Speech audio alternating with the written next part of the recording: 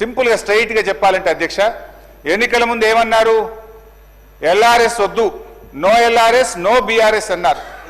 LRS ఉచితంగా చేస్తామన్నారు. కానీ ఇప్పుడు ఏమంటున్నారంటే ముక్కుబిండి ఎల్ఆర్ఎస్ వసూలు చేస్తాం, ఎల్ఆర్ఎస్ కట్టాల్సిందే అని ఇలా పేద ప్రజల రక్త మాంసాలు పీల్చి ఇలా ఎల్ఆర్ఎస్ ను వసూలు చేస్తా ఉన్నారు. రెండవది అధ్యక్ష, ఆనాడు బట్టి గారు, సీతక్క గారు, ఉత్తమ్ కుమార్ రెడ్డి గారు ఫార్మాసిటీకి మేము భూములు సేకరిస్తా ఉంటే ఆ రోజు అక్కడ పాదయాత్ర చేసి పచ్చడి భూములు ఎలా తీసుకుంటారు, మా ప్రభుత్వం అధికారంలోకి వస్తే ఫార్మాసిటీ భూములు తిరిగి వాపస్ ఇస్తాము అన్నారు. ఈ రోజు ఏమంటున్నారు అధ్యక్ష? ఇంకా 14,000 లాక్కుంటాం, ఈ 16,000 ఇచ్చులేదు కానీ ఇంకా 14,000 లాక్కుంటామని చెప్పి బలవంతంగా ఇలా రైతుల నుంచి భూములు సేకరించి ఆ ఫార్మాసిటీ పేరును అందంగా ఫ్యూచర్ సిటీ అని చెప్పి పెట్టి ఇవాళ తిరిగి భూములు లాక్కుంటున్నారు అధ్యక్ష. ఆనాడు ప్రభుత్వ భూములు అమ్మితే, నిరర్ధకమైన ఆస్తులు అమ్మితే ప్రభుత్వ భూములు ఎట్లా అమ్ముతారు, ఇది పెద్దలిచ్చిన ఆస్తి, రేపు బొందబెట్టడానికి జాగుండదని గంభీరమైన ఉపన్యాసాలు చేశారు. ఇవాళ ఏమంటున్నారు? బరాబర్ భూములు అమ్ముతామంటున్నారు. ఇవాళ 30,000 కోట్ల రూపాయల భూములు అమ్మకానికి పెట్టినారు అధ్యక్ష. అంటే అప్పుడేమో they promised reforms, now they reform there promises. ఈ రకంగా ఉంది అధ్యక్ష. ఇకపోతే అధ్యక్ష, గత సంవత్సరం బడ్జెట్లో చెప్పిన కొన్ని విషయాలు పరిశీలిద్దాం. పేజ్ నంబర్ 15 అధ్యక్ష. పోయినసారి బట్టి గారు చెప్పినటువంటి బడ్జెట్లో పేజ్ 15 బట్టి గారు చూసుకోండి.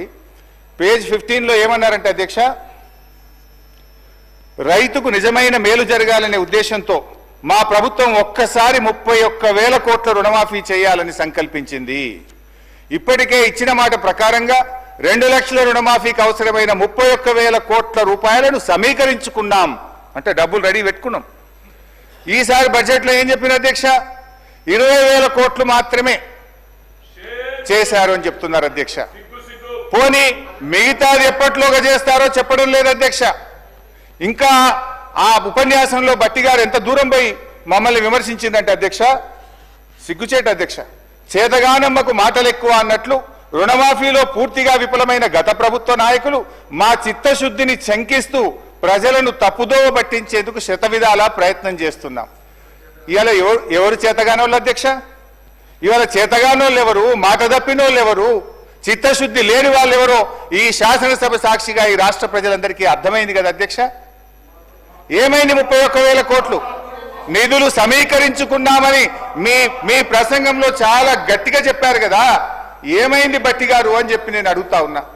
అదేవిధంగా పేజ్ నంబర్ 17 అధ్యక్ష, రైతు భరోసా పేరిట ఎకరానికి 15,000 చెల్లించాలి మా ప్రభుత్వ సంకల్పం అన్నారు. ఏమైంది మీ సంకల్పం? ఎక్కడ పోయింది మీ రైతు భరోసా పథకం? పేరు మార్చారు తప్ప 15,000 ఇవ్వలేదు. పోయిన బడ్జెట్ స్పీచ్ లో 15,000 ఇస్తామని చెప్పి స్పష్టంగా మీ ఉపన్యాసంలో చెప్పారు. వానకాలం ఎగబెట్టిండ్రు, యాసంగికి 12,000 అన్నారు. ఆ 12,000 కూడా సగం మందికి కూడా ఇవ్వని పరిస్థితి ఉన్నది అధ్యక్ష. అధ్యక్ష పేజ్ నంబర్ 27 అధ్యక్ష. పేజ్ నంబర్ 27లో బడ్జెట్లో రైతులతో పాటు కౌలు రైతులకు గతంలో కన్నా భిన్నంగా రైతు భరోసా సాయాన్ని ఇవ్వడానికి మార్గదర్శకాలు చేసుకున్నాం. కౌలు రైతులకు రైతు బీమా కూడా ఇస్తాం. ఎంత గొప్పగా చెప్పిండ్రు అధ్యక్ష. అది విన్న కౌలు రైతుల గుండెలు ఉప్పొంగినాయి ఆ రోజు. కానీ ఇవాళ అదే కౌలు రైతుల గుండెలు ఔసిపోతున్నాయి అధ్యక్ష. ఎందుకు? ఇప్పుడేమంటున్నారంటే రైతులు కౌలు రైతులు మీరే ఇద్దరు చూసుకోవాలని చెప్పి వ్యవసాయ మంత్రి గారు సెలవిచ్చారు అధ్యక్ష. కౌలు రైతుల బీమా గురించి అయితే మొత్తానికే మర్చిపోయింది అధ్యక్ష. ఈసారి బట్టి గారి బడ్జెట్లో కౌలు రైతుల ప్రస్తావనే లేకుండా పోయింది అధ్యక్ష. ఇకపోతే అధ్యక్ష పేజ్ నంబర్ 19లో బట్టి గారు ఫసల్ బీమా పథకంలో చేరాం, అమలు చేస్తాం, రైతులు పైసా ఖర్చు లేకుండా మొత్తం ప్రీమియం ప్రభుత్వమే చెల్లిస్తుంది అంటే మేము కూడా సంతోషపడి ఇక్కడ కూర్చొని బల్లలు కొట్టినాం అధ్యక్ష. సంతోషపడ్డాం అధ్యక్ష. బడ్జెట్లో 1,300 కోట్ల రూపాయలు పెట్టామని చెప్పారు. మరి ఏమైంది? 1 రూపాయి విడుదల చేసింది లేదు, ఫసల్ బీమా అమలు చేసింది లేదు. రైతులు వడగళ్ళ వాన వల్లనో అకాల వర్షాల వల్ల నష్టపోయిన రైతులకు కన్నీళ్లే మిగిల్చింది తప్ప 1 రూపాయి కూడా ఈ ప్రభుత్వం బీమా కింద చెల్లించలేదు అని చెప్పి నేను మనవి చేస్తా ఉన్నాను అధ్యక్ష. ఇక మహిళల గురించి భట్టి గారు 34వ పేజ్ చాలా గొప్పగా చెప్పారు. పేజ్ 34లో వచ్చే 5 సంవత్సరాల్లో ₹1,00,000 వడ్డీ లేని రుణాలు అందించాలని మా ప్రభుత్వం సంకల్పించింది. ఇది పోయిన బడ్జెట్లో చెప్పారు, ఈ బడ్జెట్లో కూడా చెప్పారు అధ్యక్ష. ఏంటి అధ్యక్ష, నిజాలేంటి అధ్యక్ష? ఈ ఆర్థిక సంవత్సరంలో వడ్డీ లేని రుణాలకు సంబంధించి ఈ రోజు వరకు ₹1 కూడా ఈ ప్రభుత్వం విడుదల చేయలేదు. వడ్డీ లేని రుణాల పరిమితిని గత ప్రభుత్వంలో మేమిచ్చిన ₹5,00,000కు పెంచింది, ₹5,00,000 కంటే ఎక్కువ పెంచింది లేదు.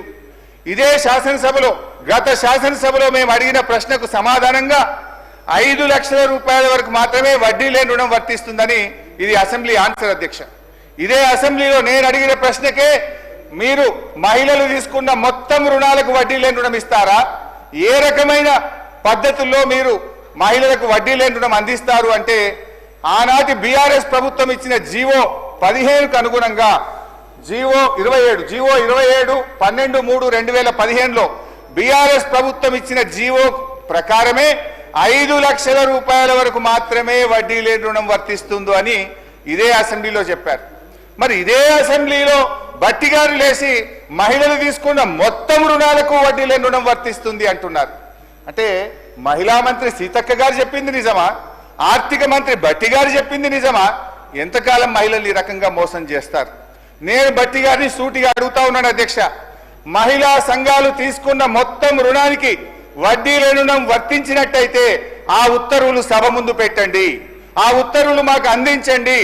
లేదంటే ఈ సభను తప్పుదో పట్టించినందుకు, మహిళా లోకాన్ని మోసం చేసినందుకు బేషరతుగా క్షమాపణ చెప్పాలని చెప్పి నేను డిమాండ్ చేస్తా ఉన్నాను అధ్యక్ష. తన బడ్జెట్ ప్రసంగంలో పోయినసారి ఈసారి పేజ్ నంబర్ 35లో స్కూల్ యూనిఫామ్లు కుట్టినటువంటి మహిళా సంఘాలకు కుట్టు ఛార్జీల కింద 50 నుంచి ₹75 పెంచాం, ₹75 మహిళా సంఘాలకు అందించామని చెప్పి బడ్జెట్ ప్రసంగంలో పోయినసారి చెప్పారు, ఈసారి కూడా చెప్పారు అధ్యక్ష.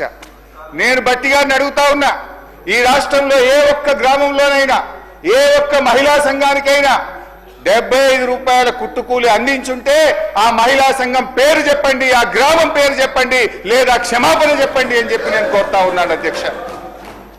ఇకపోతే ఇందిరమ్మ ఇండ్లు బడ్జెట్ బుక్లో పోయినసారి పేజ్ నంబర్ 27లో ప్రతి నియోజకవర్గానికి 3,500 ఇండ్ల చొప్పున 4,50,000 ఇండ్లు కడతామని దానికి బడ్జెట్లో నిధులు పెట్టామని చెప్పారు అధ్యక్ష. మేము కూడా బల్లలు కొట్టినాం, వాళ్ళు కూడా బల్లలు కొట్టిండ్రు, నిజంగానే వచ్చేసిన ఇండ్లు అనుకున్నాం అధ్యక్ష. కాంగ్రెస్ పాలనలో, కాంగ్రెస్ యొక్క 16 నెలల పాలనలో 4.5 లక్షల ఇండ్లు కాదు కదా, 4 ఇండ్లు కూడా కట్టలేదు అధ్యక్ష. నేను భట్టి గారిని అడుగుతున్నా, పోనీ మీ మధ్యలో ఎక్కడైనా ఒక్క ఇల్లు కట్టారా చెప్పండి, ఎడ కట్టారో పోదాం చూద్దాం. ఒక్క ఇల్లు కట్టారా ఏడాది కాలంలో చెప్పి నేను అడుగుతా ఉన్నాను అధ్యక్ష.